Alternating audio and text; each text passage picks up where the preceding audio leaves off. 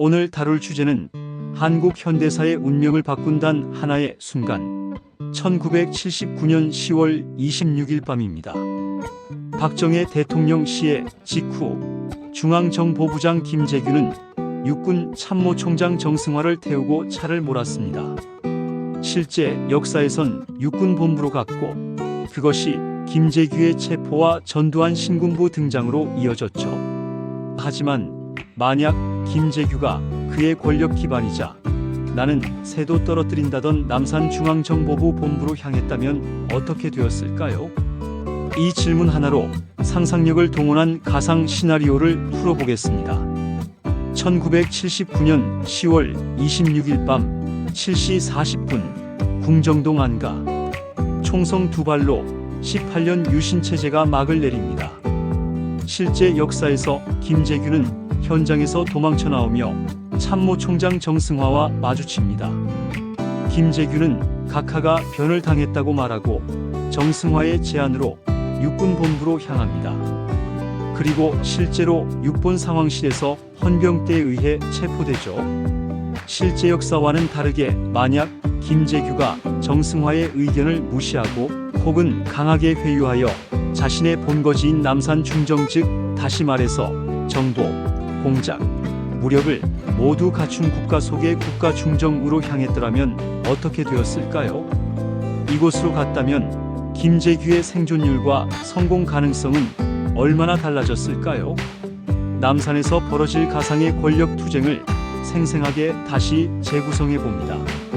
김재규는 혼란 속에서도 단호한 목소리로 운전병에게 남산 중정본부로 최대한 빨리 가라 명령합니다. 정승화는 육본으로 가자고 하는 자신의 의견이 받아들여지지 않자 육군 참모총장인 자신이 내란의 공모자로 오인될 수 있음을 깨닫고 극도의 불안감에 휩싸입니다. 그는 김재규에게 군을 동원하려면 육본으로 가야 한다고 거듭 주장하지만 이와 반대로 중정 요원들의 감시와 김재규의 위세에 눌려 묵살됩니다. 동시에 김재규는 차량 안에서 암호화된 무전으로 중정 핵심 간부들에게 비상상태 최고 지휘부 전원 남산 본부로 긴급 소집하라고 하는 명령을 내립니다. 남산 본부는 이미 총성 소문으로 술렁이고 있었을 겁니다. 김재규 일행이 남산 중앙정보부 본부에 도착하여 중정을 장악합니다. 당시의 중정은 실제 역사의 육본과는 비교할 수 없는 정보기관의 요새입니다. 김재규는 정보부장 특유의 카리스마로 핵심 간부들을 중정의 지하 지휘 벙커로 모으고 유신체제 종식과 민주회복을 위한 결단이었음을 선언하는 지하 벙커 성명을 발표하기에 이릅니다. 결론적으로 이러한 발표는 정승화 전시 효과의 극대화를 강조하게 됩니다.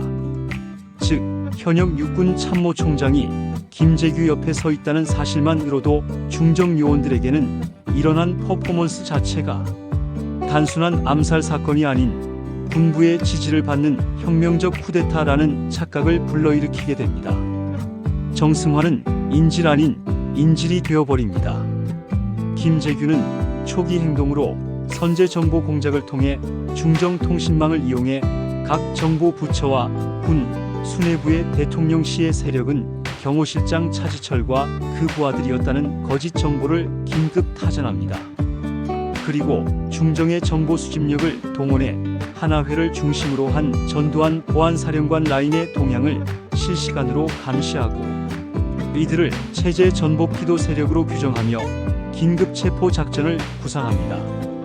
이 시각 전두환은 참모총장 정승화가 육본이 아닌 중정으로 갔다는 사실에 당황하고 합수본부장이라는 공식적 명분 없이 군을 움직이는 것에 대한 부담을 느낍니다.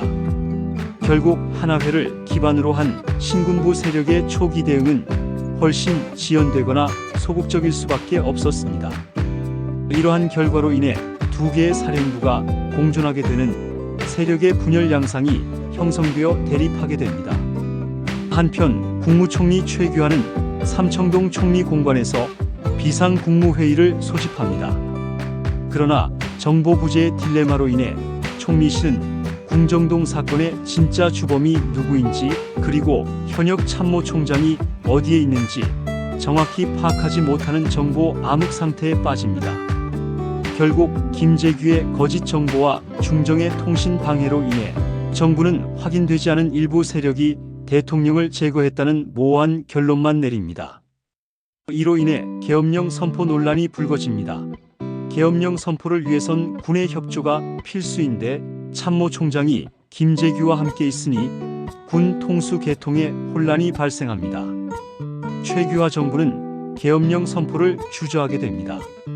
한편으로 남산 내부에 균열이 발생합니다. 정승화는 지금 당장 육본으로 가서 군을 수습하지 않으면 한화회를 중심으로 한 전두환 등 후배 장교들이 군을 사적으로 동원할 것이다라고 김재규에게 경고하며 탈출 혹은 군 통신망 복구를 시도합니다. 이러한 혼란한 상황 속에서 일부 중정 간부들의 동요가 발생합니다.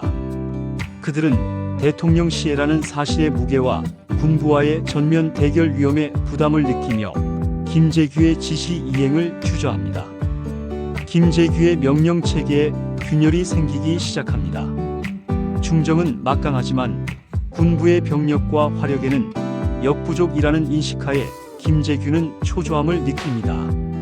김재규는 군 통수권자인 정승화를 완전히 포섭하지 못하면 승산이 없음을 깨닫고 정승화에게 내란 수괴로 규정된 전두환 체포 명령에 서명할 것을 강하게 압박합니다.